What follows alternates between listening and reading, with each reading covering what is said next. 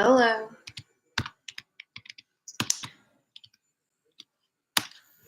Welcome back.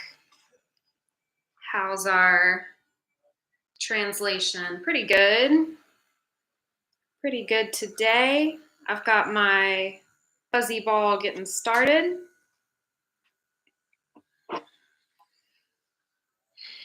And last week we had such a lag that I could not watch myself talk like that. So we did an exercise in slowness, and it was really interesting for me, and it brought up other opportunities all week long for me to, let's slow down a little bit.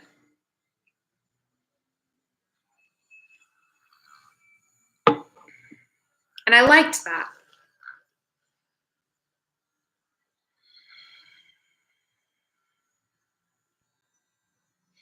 The body is always going to move at its own pace.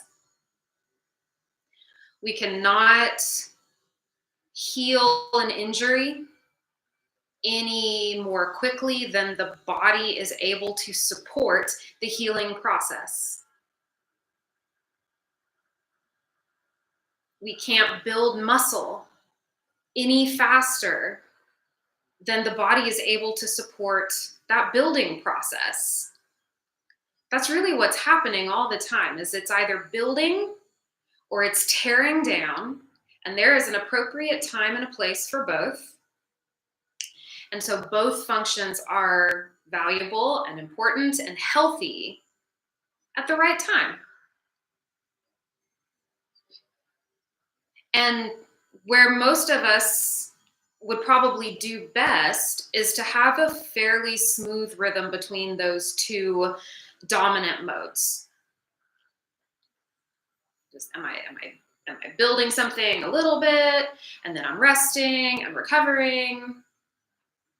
And we've talked about that rest recovery cycle, and around we go. And sometimes we want that pendulum to expand, and it's like, you know what, I'm going to work really hard on something for a longer period of time. And it's going to require a longer recovery cycle on the other side of that. And I know that because I understand the way that these things work, and I'm going to build that into my plan. And this is an investment of my energy into this longer process of becoming, evolving, creating an intentional change in my baseline. And that's what happens when we do strength and conditioning training. That's what happens when we practice yoga for 6 months consistently. It's these longer cycles where we can create bigger changes over time in any number of directions. And so the process of what apparently I've been calling conscious embodiment, the process of somatic recruitment to bring the consciousness into the physical body in a way that's functional, that's like, okay, let's get something done because I want to. And let's make that happen in a sustainable, curated, intentional way, because we understand how the energy moves. And then we can do all kinds of things. So let's slow down.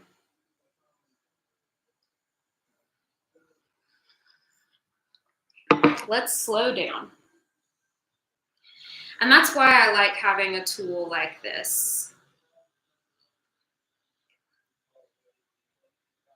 Because it gives me something down here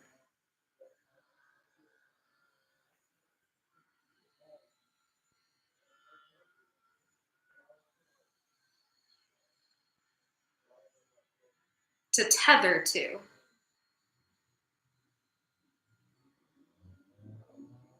And especially at this little spot, the xiphoid process, just below the xiphoid process, For most people, it tends to be a little dense right there. And so you can use just a soft hand.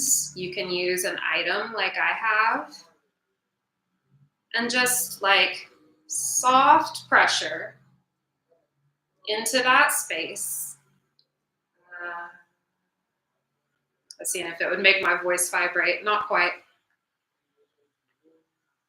If I wanted to vocalize louder, more loudly, I could find it in my voice. The vibration from this ball would be conducted up my body into my voice box, and I'd be able to put this hand on my throat and feel it as an exercise.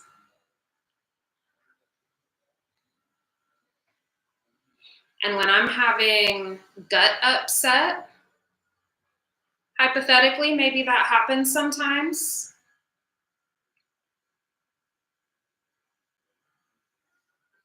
Then it's like, oh, now I'm putting some energy into that area of my body. And I'm going to trust that my body has the mechanisms to take that information and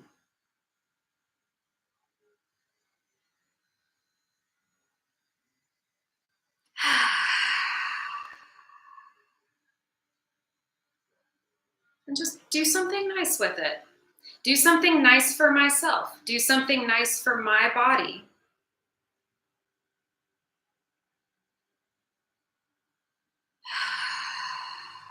But in order to do that, we have to slow way down to body pace.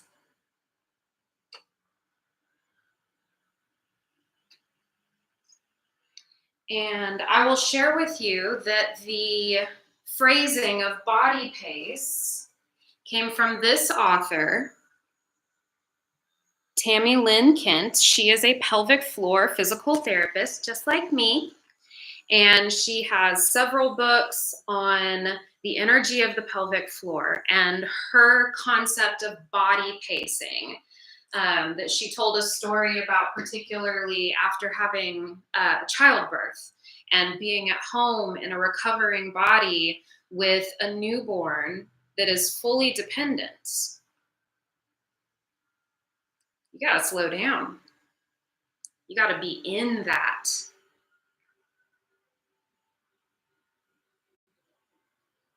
There's a lot of pressure in times like that, and pressure has to be metabolized. And that's what stress is. That's all it is it's pressure from the environment, let's say, from some external factor. It's pressure into the system that there's going to be some sort of conversation elicited from the body. What is this? What is this? Where does my boundary need to be? Here. How flexible can it be for it to feel safe there? These are important questions. Now, we can receive information from inside as well. We can receive body sensations. We can receive mental imagery and repetitive narratives. Ooh.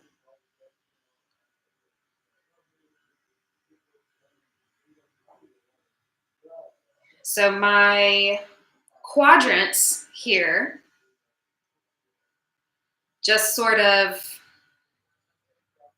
responded as I was talking, as I was thinking about something. And now I'm thinking to myself, well, that's liver and gallbladder area. That's all about digestion. That's all about detoxification and metabolism.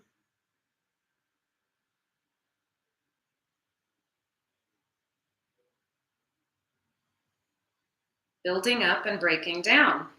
Glucose metabolism happens in the liver.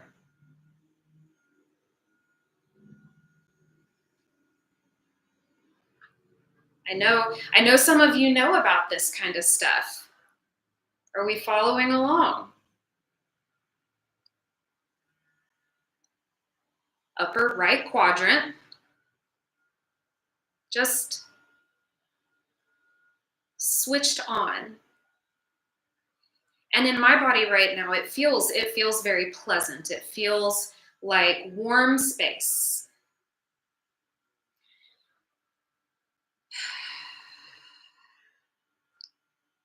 And it feels a little bit impatient.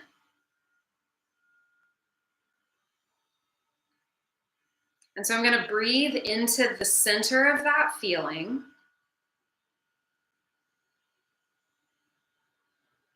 And it's just making me want to like stretch my back out a little bit.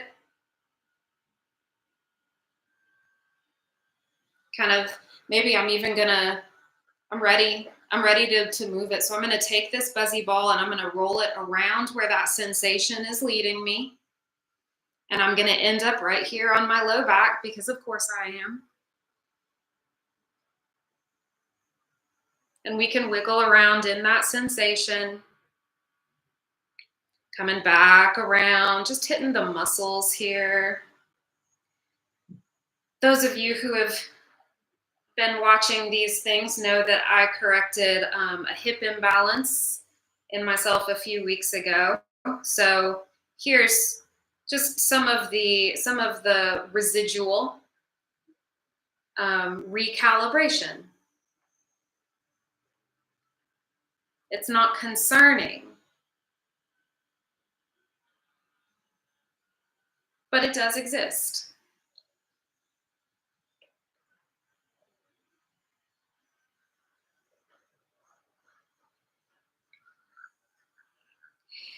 And the kind of rule that I'll go by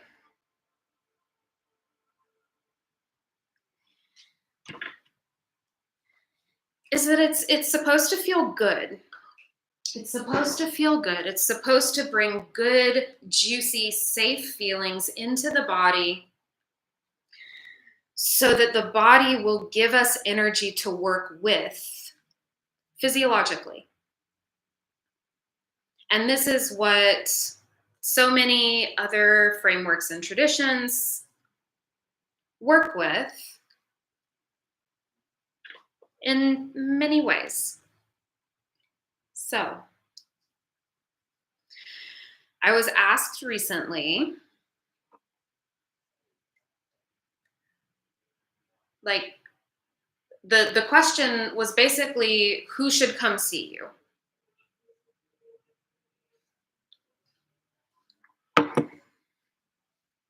Such a great question. It's such a great question. And I mean, the first answer that comes into my head is everyone.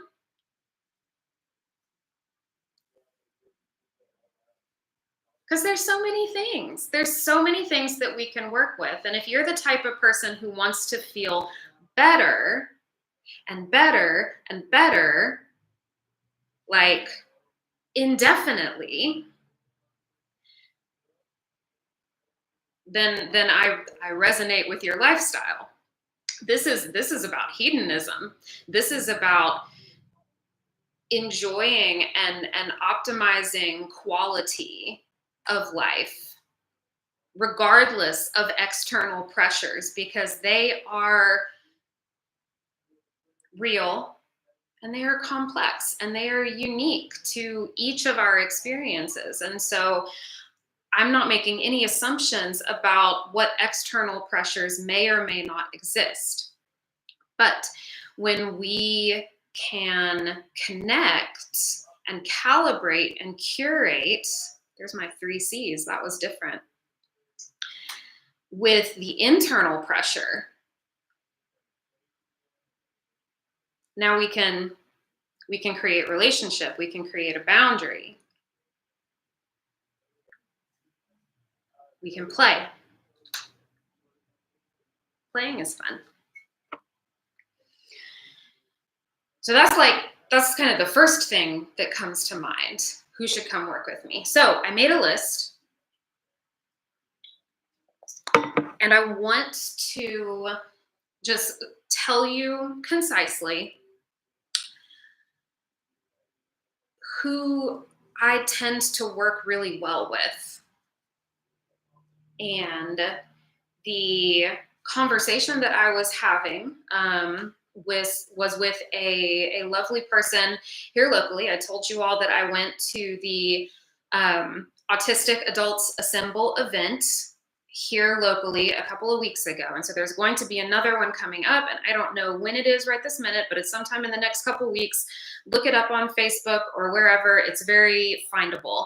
And I can include more information about it later. But I was chatting with the organizer of this event, and that was her question to me. And so neurodivergence is something I seem to work well with. And that is based on feedback that I have received. And when I did a little bit of research on this,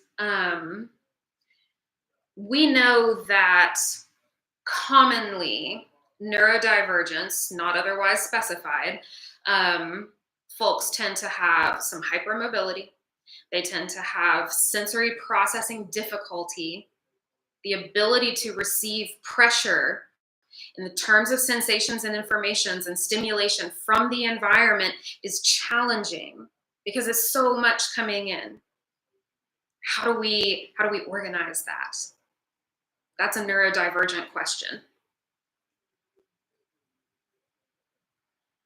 Because once it gets in here, it's got to go somewhere.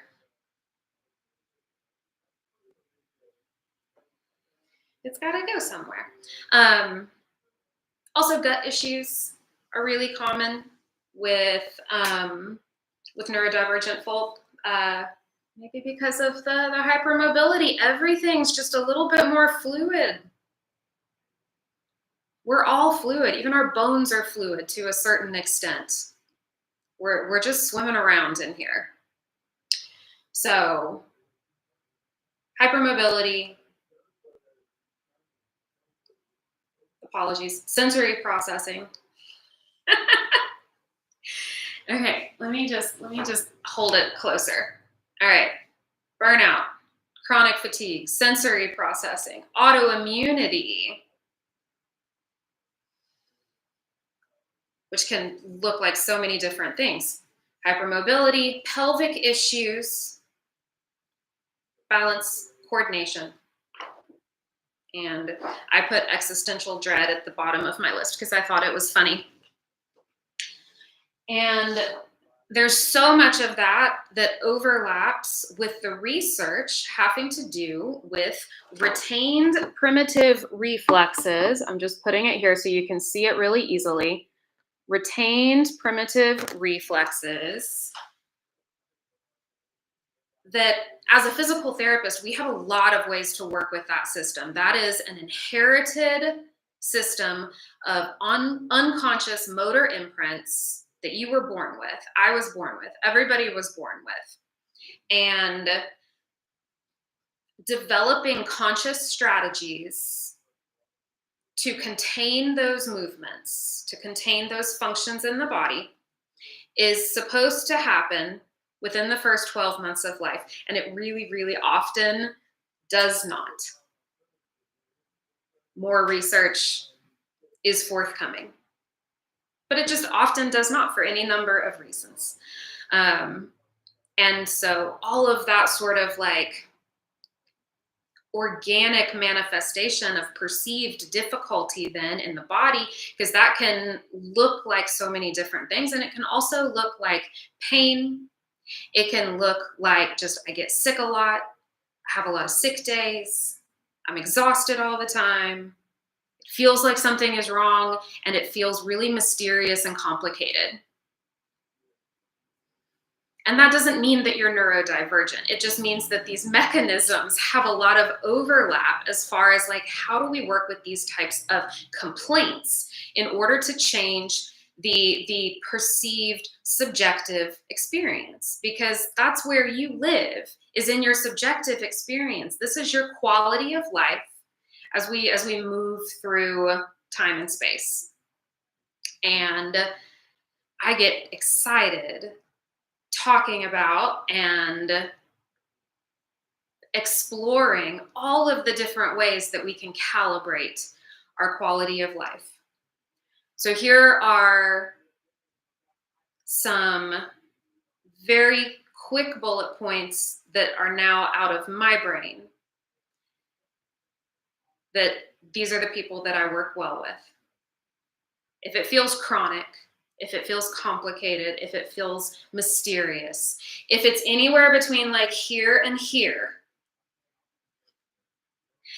and if it's an energy problem, if it's fatigue, if it's depletion, if it's just blocked, or if it's excessively activated somewhere else. Because all of that, we can work with those things through the myofascial network. The myofascial network, the connective tissue in the body, is intelligent and responsive, and it conducts energy through the body.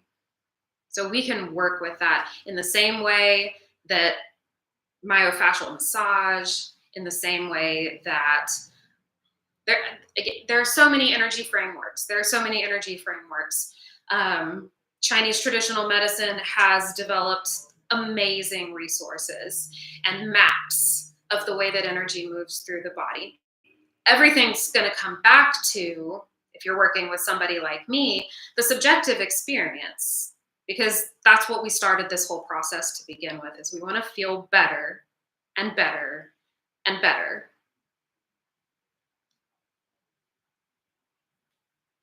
This is my house. This is my vehicle.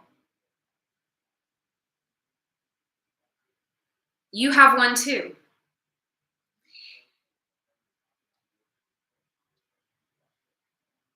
Let's learn how to work this system in a way that feels good. We have the technology.